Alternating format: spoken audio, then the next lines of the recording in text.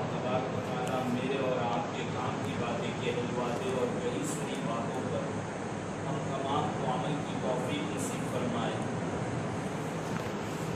हमारे मुफ्ती साहब ने बहुत ही प्यारे अंदाज के अंदर मोमिनीन के हालात और सिफात को भी बयान फरमाया,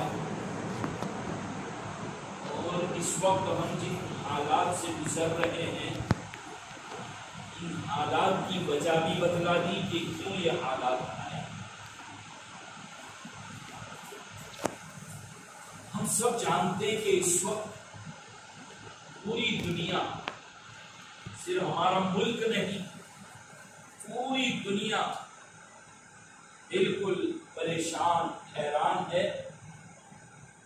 एक छोटी सी बीमारी ने सबको परेशान करके रख दिया। सुपर पावर मुल्क, बड़े बड़ी हुकूमतें जिनके पास कैसे कैसी मशीनरी मौजूद है, जो सैटेलाइट की बातें करते हैं, वो भी उस कुदरत के सामने, उस ताकत वाले अल्लाह के सामने आजिज और बेबस नजर आ रहे।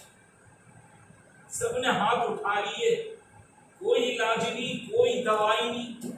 हालांकि ऐसा नहीं, हदीस शरीफ से तो ये साबित होता है कि कोई बीमारी ऐसी नहीं है कि जिसका इलाज अल्लाह ने पहले न उतारा।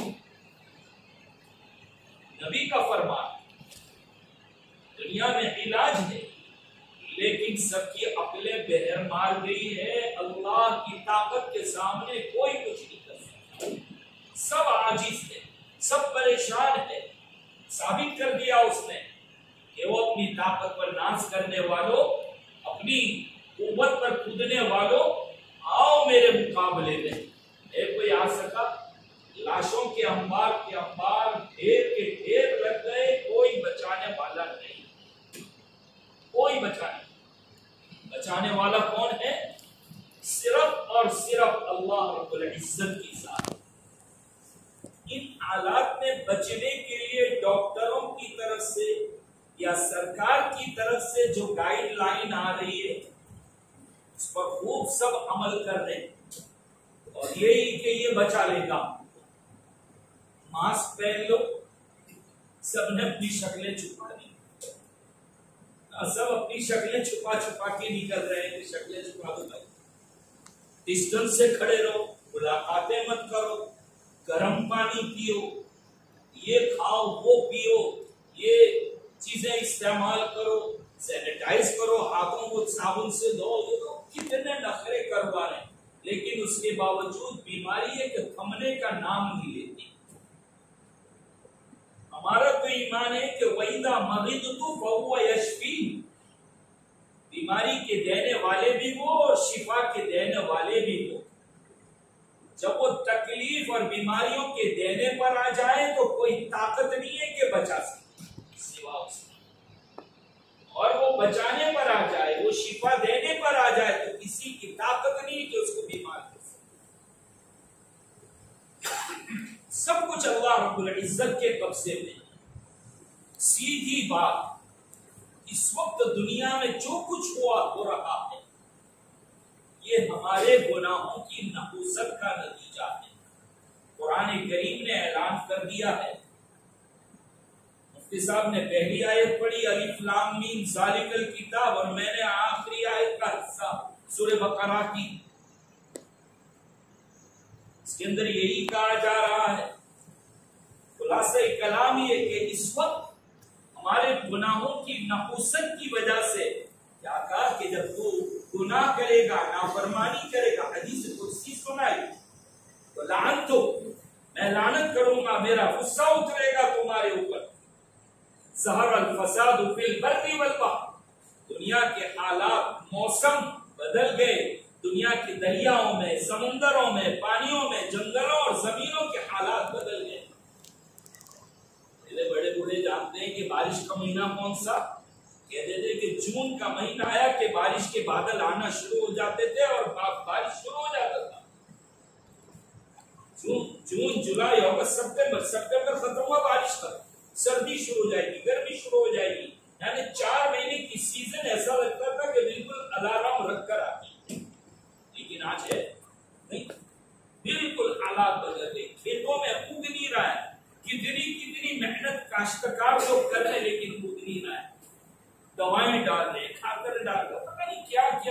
یوریا بوریا سوریا جو آیا وہ ڈال رہے، لیکن نہیں، دنیا کے حالات بگڑ گئے، خراب ہو چکے ہیں بالکل۔ وما اصابکم من مصیبت فبما کسبت ایدیکم، جو کچھ پہنچ رہا ہے یہ تمہارے کرتوت کی وجہ سے۔ حدیث شریف کے الفاظ ہے کہ جب بے شرمی عام ہو جائے گی، بے شرمی عام ہو جائے گی تو پھر موت بہت جلدی جلدی واقع ہونے۔ ہم کوئی کہہ سکتا ہے کہ بے شرمی نہیں ہے؟ بے شرمی کی حد ہو چکی ہے، بے شرمی، بلکہ آج کی نسل کو شرم سمجھانا ہو تو ہمیں مشکل ہے کہ شرم کس کو کہتے ہیں۔ ایسا لگتا ہے مجھے کہ کوئی ڈرائنگ کر کے بتانا پڑے گا کہ بیٹا اس کو شرم کہتے ہیں، ورنہ بڑے بوڑھے تو سمجھ جائیں گے کہ شرم اس چیز کا نام ہے۔ بھائی ننگا باہر نکلنا کہ نہیں، بڑے کہیں گے تو ہم نے تو اپنے باپ کے سامنے بھی بنیان پہن کے بھی نکلیں گے۔ بڑی عمروں سے پوچھو کہ کبھی اپنے باپ کے سامنے بنیان پہن کے نکلے ہیں؟ پاجامہ اور لنگی پہننے کی بھی ہمت نہیں ہوتی تھی کہ نہیں، ابا جب تک دوسرے روم میں نہیں چلے گئے وہاں تک کپڑے پہنے ہوئے، جب وہ دوسرے کمرے میں گئے، شرم کا تو یہ عالم ہوتا تھا لوگوں کا کہ اپنی بیوی کے ساتھ بیٹھتے بھی نہیں تھے اپنے ماں باپ کی موجودگی میں۔ آج تو گرل فرینڈ کا ہاتھ پکڑ کے جا رہے، آج تو گرل فرینڈ کا ہاتھ پکڑ کے جا رہے، ماں باپ کے سامنے ننگے، باہر لوگوں کے سامنے، پبلک کے سامنے ننگے، اور اس کو عقل مندی اور اس کو ہوشیاری سمجھا جا رہا ہے۔ بے شرمی جب عام ہو جائے گی، بے شرمی کی تحقیق کرنے بیٹھوں تو فجر کی نماز ہو جائے گی۔ بے شرمی اگر عام ہو جائے گی تو موت بہت جلدی واقع ہونے لگے گی۔ نیت نئی بیماریاں آئے گی جس کو تمہارے بڑوں نے نام بھی نہیں سنا۔ کتنوں کو تو شروع کے اندر کورونا بولتے بھی نہیں آ رہا تھا کہ کوئی کمپنی کا نام تو نہیں ہے، یہ نام بھی بولتے نہیں آ رہا تھا کورونا۔ ہمارے ایک سورت کے اندر ایک بہت بڑے آدمی ہے اور ہوشیار ہے، لوگوں کے کام بھی خوب کرتا، ابھی تک ان کو کورونا ہی بولتے نہیں آیا، وہ کہہ رہے کورو ہو گیا۔ یعنی ایسے لوگ ہیں کہ جن کو بیماری کا نام بھی یاد نہیں آ رہا، ایسی بیماریاں آ رہی ہے اور ڈاکٹر بڑے لوگ ویکسین اس کا تلاش کرنے سے عاجز ہے۔ کوئی کہہ رہا ہے یہ وظیفہ پڑھو، کوئی کہتا ہے گرم پانی پیو، کوئی کہتا ہے کیا کرے، کب جائے گی بیماری؟ جس نے کی ہے وہ ہی لے سکتا۔ اب کوئی کہتا امریکہ نے چھوڑ دی، کوئی کہتا چین نے چھوڑ دی، کوئی کہتا ووہان والوں نے چھوڑی، کوئی کہتا اس نے چھوڑی۔ جس نے بھی چھوڑی ہو حکم اللہ کا، جس نے بھی چھوڑی ہو، سب کے دل رحمان کی دو انگلیوں کے درمیان میں ہے، وہ جدھر چاہے ادھر پھرا سکتا۔ اس کی مرضی نہ ہو تو کچھ نہیں، اور اس کی مرضی ہو تو مٹی کے اندر سے شفا مل جائے گی، ورنہ دوا پی کر تھک جاؤ کچھ نہیں ہوتا۔ دوا اور شفا دونوں ساتھ ہو جاتی ہے تو انسان کو شفا ملتی ہے، ورنہ دوا پی کر تھک جاتے ہیں، مقدر میں شفا نہیں ہے تو شفا نہیں ملتی۔ لیکن یہ سب کچھ اللہ کو راضی کرنے سے ختم ہوگا۔ راضی کر لو اللہ کو راضی کر دو۔ دو چیزیں کرنی ہیں، ایک کا نام ہے توبہ اور دوسرے کا نام ہے استغفار۔ توبہ کس کو کہتے ہیں؟ گناہوں کو چھوڑ دینے کا نام توبہ، اور جو کچھ ہو گیا ہے اس پر معافی مانگنے کا نام استغفار۔ ہم یہ تو کہتے ہیں کہ اللہ معاف کر دے، اللہ معاف کر دے، بہت اچھی بات ہے، یعنی جو کچھ ہو چکا ہے معاف کر دے، لیکن یہ نہیں کہہ رہا ہے کہ میں آئندہ کروں گا کہ نہیں کروں گا۔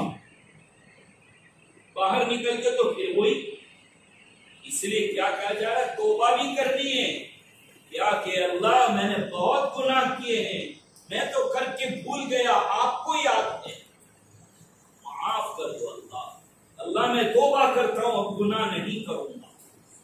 میرے بھائیوں، توبہ کرنے کا وقت، اپنے گناہوں کو یاد کر کے اللہ سے معافی مانگو اور وعدہ کر دو میں اب یہ گناہ نہیں کروں گا۔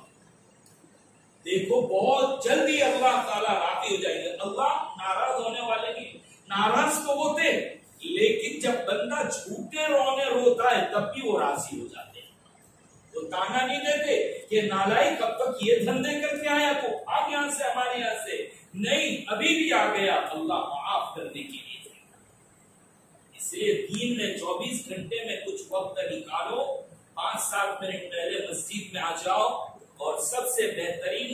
طریقہ یہی ہے کہ اللہ سے اپنے گناہوں کی معافی مانگو، اور جو گناہ ہو چکے ہیں ان کو ذکر کر کر کے کہ اللہ یہ گناہ ہوا ہے، میں معافی مانگتا ہوں، اب یہ گناہ میں کبھی بھی نہیں کروں گا، میں پکا وعدہ کرتا ہوں، لیکن اے اللہ میں گناہ سے بچ بھی تو نہیں سکتا جب تک کہ آپ نہیں بچائیں، آپ مجھے بچا لیجیے۔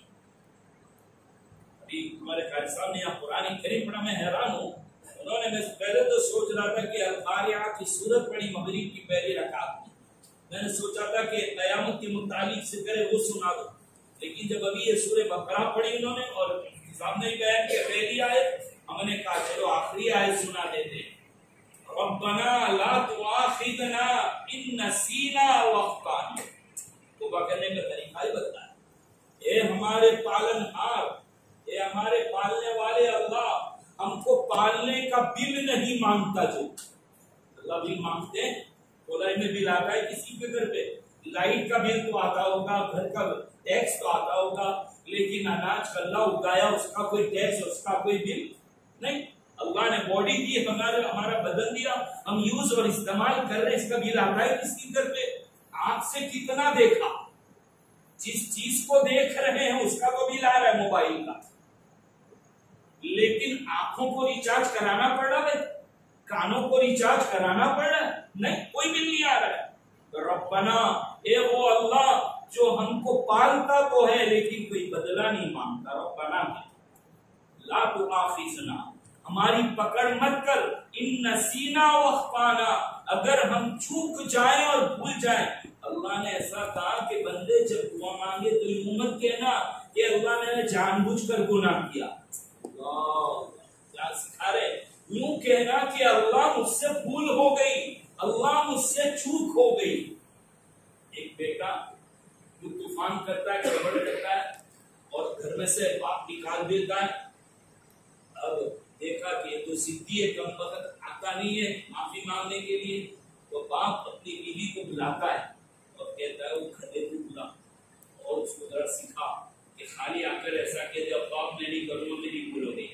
ارے وہ ہے نا، جوان میں ایسا ہوتا ہے نا، گھر میں سکھاتے تو ابا ہی اور ماں بھی کو کرنا ہے، لیکن امی کے وایا دھریے ساتھی ایسا مت کہنا کہ میں نے کہا، وہ یوں نہیں کہتا ہے، باپ کیا کہتا ہے بیٹے کو بتلانا مت کہ میں نے کہا ہے، تو چپ چاپ اس کو ایسا کہہ دے کہ ابا کے سامنے جا کر کہہ دے کہ ابا بھول ہو گئی، دیکھ نہیں مارے گا تیرا باپ بہت رحم دل ہے، اب جا کر دیکھ ابا بھول ہو گئی، بس اتنا چل جا، نالائق مت کرنا بیٹا بیٹا کر کے، تو بس اللہ تو اس پاک سے بھی زیادہ مہربان ہے، اتنا کہہ دو اے اللہ، یوں مت کہنا کہ جان بوجھ کر گناہ کیا، اے اللہ بھول ہو گئی، میرے سے چوک ہو گئی، وہ معاف کر دے۔ ان نسینا واخطانا ربنا ولا تحمل علينا اصرا كما حملته على الذين من قبلنا، اے اللہ جیسے ہمارے سے پہلی قوموں کے اوپر ہمارے اپنے گناہوں کی وجہ سے تو نے عذاب نازل کیا تھا، ہم پر مت کرنا، ہماری طاقت نہیں ہے طاقت برداشت کرنے کی۔ دیکھ رہے کیسے آج تھکے ہم، تھک کے 4-5 مہینے، واعف عنا ربنا ولا تحمل علينا اصرا كما حملته على الذين من قبلنا ربنا ولا تحملنا ما لا طاقة لنا به، ہم جس کی طاقت نہیں رکھتے اللہ وہ چیز بھی ہم کو مت دینا، یہ مانگو نا، وہ سے مانگا بھی کر نہیں۔ 4-5 مہینے کے اندر کورونا کے نیوز تو سب نے پھیلائے، فارورڈ کیے، وہ واٹس ایپ چلایا ہے جوانوں، وہ واٹس ایپ خود چلایا ہے، جم کے ادھر اوپر کا مال آیا ادھر سپلائی، ادھر سے آیا ادھر سپلائی، پورے 24 گھنٹے یہی دھندے کرتے رہتے ہیں، لیکن یہ کوئی نہیں کہتا کہ میرے مولا معاف کر، واعف عنا، اے اللہ میرے گناہوں کی فائل کو بند کر دے، واعف عنا درگزر کر دے، معاف کر دے، کیا مطلب؟ اے اللہ میرے گناہوں کی فائل کو بند کر دے، انسٹال کر دے، تمہاری زبان میں سمجھا دے، ایک انسٹال کرنا ہوتا ہے اور ایک انسٹال کرنا ہوتا ہے، کیا ہوا انسٹال کر دے، یعنی انسٹال تو ہو چکی تھی لیکن اب اس کو کیا کر دینا ہے، انسٹال کرنا، اچھا ہو گیا کام، ہو گیا سکسیسفل۔ واغفر لنا، اے اللہ اللہ جب آپ نے معافی کر دیا، درگزر کر دیا، تو اب میری فائل کو ڈیلیٹ بھی مار دیجئے، فارمیٹ بھی مار دیجئے، نہ رہے بانس نہ بجے بانسری۔ انگلی دی تو بندے نے پہنچا پکڑ لیا۔ اللہ سکھا رہے کہ یوں معافی مانگ مجھ سے، واعف عنا واغفر لنا، اے اللہ مٹا دے ختم، معافی کا قلم پھیر دے، ڈیلیٹ، جاؤ، یہ بھی ہو گیا۔